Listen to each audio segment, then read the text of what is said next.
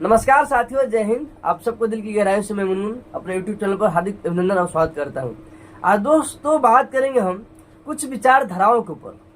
ऐसे विचारधारा जिनकी औलादें आज बहुत बड़ा अपने आप को देशभक्त बोलते हैं कि हम देश को बचाने के लिए आए हैं, हम बिहार को बचाएंगे, सन ऑफ बिहार। तो इसका मतलब कि बिहार के जितने भी मर्द हैं उनके बाप हुए। दोस्तों उनकी विचारधाराएं देखिए, इस देश के दलित, इस देश के ओबीसी के प्रति ये पूरे देश में है। देश की सभी विभिन्न सेक्टर, विभिन्न विभागों में जाइए, उनकी विचारधाराएं, उनकी मानसिकता झलक जाएगी कि किस मानसिकता के लोग हैं। जिनकी पुरखे जब हम गुलाम थे और हमें गुलाम बनाया गया इस देश को, तो जिनकी पुरखे अंग्रेजों को साथ देने में, मुगलों को साथ देने में, मुसलमानों को भारत लाने में उनकी पुरखों का बहुत बड़ा योगदान रहा है।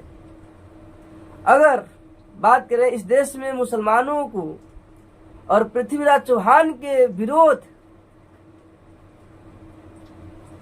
खड़ा होने में साथ किसने दिया? तो जयचंद ने दिया। जयचंद कौन था, किस जाति से था, किस धर्म से था, सबको पता है। बात पृथ्वीराज चौहान की तो होगी, हम उनकी औलादे हैं, महाराणा प्रताप की औलादे हैं, लेकिन जयचंद के औलादे कौन है ये कोई नहीं बताएगा। जब हम गुलाम बने अंग्रेजों को, 200 सालों तक हम गुलाम रहे, तो जमींदारी प्रथा के लिए इस देश में अपने ही देश के कृषक वर्ग को दबाया गया और अपने ही देश के किसानों को लूटा गया। और लूटने वाले कौन थे? जो आज बोलते हैं कि हमारे बाप दादाओं के पास इतनी सारी जमीनें हैं और हमने जमीन दान में दिया है, भूदान किया है। तो ये जमीनें उनके पास कहां से आई? और उनकी औलादों का आज जो विचारधारा है बहुत बड़े देशभक्त है। और इस देश के दलित, ओबीसी, एसटी मानो इस देश के बहुत बड़े गुनहगार हैं इस देश में पैदा होकर के। सवाल यह है कि उनके पास इतनी सारी जमीनें कहां से? वो जमींदार के बेटे तो हैं, सही है, लेकिन ये जमीनें कहां से? जब हम गुलाम थे तो पूरा देश तो गुलाम था, लेकिन जमींदारी लेने के लिए उन्होंने इतना हद तक गया कि अपने देश के लोगों के साथ छल किया, कपट किया। इस देश को ये समांतवादी विचारधारा वाले, ये कुंठित विचारधारा वालों ने जितना लूटा है उतना अंग्रेजों ने भी नहीं लूटा। आज आप पॉलिटिकल पार्टियों की बात करें, नेताओं की बात करें, तो जो नेता किसी खास समुदाय से, जो ठाकुर है, जो राजपूत है, जो बनिया है, उसके खिलाफ जो सच में अपराधी है, जिसे कोर्ट ने अपराधी घोषित किया है, उनको सजाएं हुई है, फिर भी उनके खिलाफ इस देश की जो मीडिया है, जो दलाल मीडिया है, उस मीडिया में बैठे ठाकुर, राजपूत, ये जो पत्रकार हैं, इन हरामखोरों के मुंह से कभी भी उनके लिए, उनके गलत करतूतों के लिए नाम नहीं लिया जाएगा। उनकी कल्ला चिट्ठा उस मीडिया के प्लेटफॉर्म पे नहीं रखा जाएगा कि लोग उसकी काले करतूतों को जान जाएंगे। इस देश में जो बड़े बड़े नेता हैं, खासकर जो भ्रष्टाचारी है, तो भ्रष्टाचारी सिर्फ और सिर्फ, और औसत एक एवरेज निकाला जाए तो सबसे ज्यादा भ्रष्टाचार करने वाले नेता किसी खास समुदाय से आएंगे। लेकिन अगर इस देश का कोई ओबीसी का नेता अगर भ्रष्टाचारी के आरोप में जेल चला जाए, कोर्ट उसे सजा सुना दे और कोर्ट फिर उसे बरी भी कर दे, बाइज्जत बरी कर दे, लेकिन उस कोर्ट को सजा सुनाने से पहले इस देश की दलाल मीडिया और उस मीडिया हाउस में बैठे ये हरामखोर लोग जो खास वर्ग से आते हैं, ये साले उनको देशद्रोही घोषित कर देंगे, लुटेरा घोषित कर देंगे। मेरे मीडिया के ऊपर इतना भड़ास इसलिए है क्योंकि मीडिया का काम है असली मुद्दों को जनता तक लाना, नहीं कि इस देश को किसी जाति किसी विशेष वर्ग में और अगड़ी पिछड़ी करके बांट देना। क्योंकि मीडिया हमारे समाज का आईना होता है और उस मीडिया का काम है कि उस आईने में उस सच्चाई को दिखाना, उस दर्पण में उस हकीकत को बयां करना कि वर्तमान समय में देश में क्या चल रहा है। अगर आप किसी व्यक्ति के ऊपर बात कर रहे हो, सही है, अगर वो अपराधी है तो किसी भी जाति से हो, उसकी पक्षपात करना क्या जरूरत है। आप अगर कोई स्पेशल एपिसोड लेकर के आ रहे हो कि भ्रष्टाचारी नेताओं का हम कल्ला चिट्ठा खोलेंगे, तो आप सभी लोगों को लेकर के आओ ना, कि आप किसी ओबीसी नेता को, किसी दलित नेता को बहुत बड़े क्रिमिनल बता रहे हो, बढ़ा चढ़ाकर इतना हाईलाइट कर रहे हो कि वो इस देश का सबसे बड़ा लुटेरा है, लेकिन एक दूसरे पक्ष में आप किसी नेता के बारे में बात करो जिसके ऊपर में यौन शोषण का आरोप है, ऐसे सैकड़ों केस है, जमीन लूटने का केस है, आप उसको राजा हरिश्चंद्र बता रहे हो, उसके बारे में कुछ नहीं बोल रहे हो आप। क्योंकि उसके बारे में बोलोगे तो लोगों को पता चलेगा कि ये तो ऐसा है, उसकी बाहुबल का पैक्ट बना हुआ है, लोग उसके नाम से डरेंगे नहीं। आप ये चाहते हो।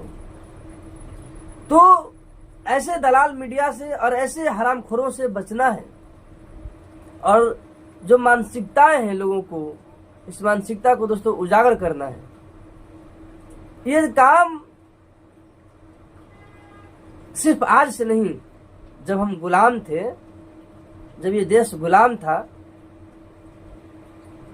तब से कुछ बुद्धिजीवियों ने, कुछ क्रांतिकारी लोगों ने अपने कलम के दम पे पिछड़े समाजों को ऊपर लेकर के आए, पिछड़े समाजों को उत्थान की बात की, अपना सर्वस्व न्यौछावर कर दिया।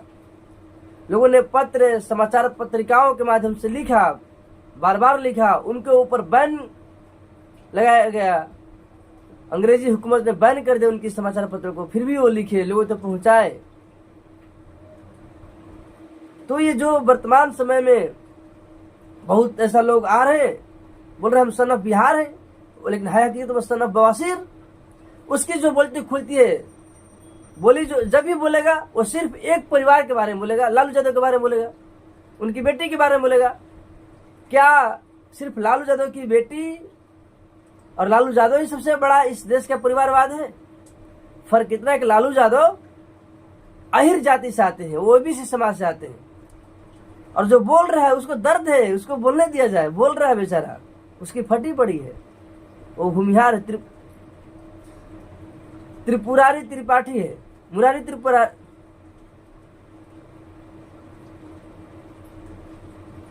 मनीष कश्यप तो जली हुई है। वो कभी किसी और बड़े नेताओं के बारे में नहीं बोलेगा। जो पार्टियां उसको फंडिंग करती है, उस पार्टी के जो भ्रष्टाचार में संलिप्त है, वो कभी नहीं बोलेगा।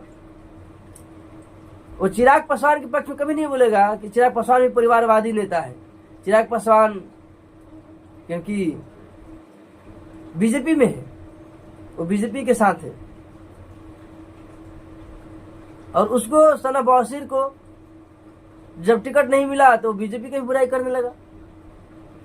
लेकिन जो नेता स्वर्ण कास्ट के हैं उसके बारे में कभी कुछ नहीं बोलेगा कि उसने इतना लूट लिया, इतना भ्रष्टाचार किया, उसके ऊपर यौन शोषण का आरोप है, उसने इतना सारा बलात्कार किया। और कुलदीप सिंह चिन्मयानंद का जिक्र कभी नहीं करेगा, कितना सारे जमीन लूटा है, भूमि माफिया है। वो साला जब बोलता है वो सिर्फ और सिर्फ लालू यादव के बारे में बोलता है, क्योंकि उसको अपनी राजनीति की रोटी सेक रहा है। ये सोचने वाली बात है। हमारा और आपका भी काम है कि हम किसको सपोर्ट कर रहे हैं। वो बिहार को क्या बदलेगा? जब इस देश में वोट नहीं दिया जाता था, तब हमारे क्रांतिकारियों ने लड़ाई लड़ी। जब देश आजाद हुआ तो बाबा साहब ने एक वोट एक मत की बातें की और सबको एक अधिकार दिया। और जब बिहार की बात करें दोस्तों, तो हम लोग उस समय पैदा नहीं हुए थे, लेकिन अपने जब बाप दादाओं से सुने, अपने परिवार से सुने, जब पढ़े तो थोड़ा समझ आया कि 90 के दशक से पहले समांतवादी विचारधारा वाले लोग, पूंजीपति वर्ग वाले लोग इस देश के बहुत बड़े हिस्से को, इस बिहार के बहुत बड़े हाशिए पर रहे समाज को वोट नहीं मारने देते थे। तब एक नाम उदय हुआ जिसका नाम था लालू यादव, जिसने सबकी हक की बात की, जिसने आवाज बुलंद किया कि वोट सबको देना है, जिसने खाटी और कुर्सी पर बैठने का हक दिया। और उस लालू यादव की उस प्रथा ने इन समांतवादियों का गुरूर को तोड़ दिया, तो जलन तो होगी। जय हिंद।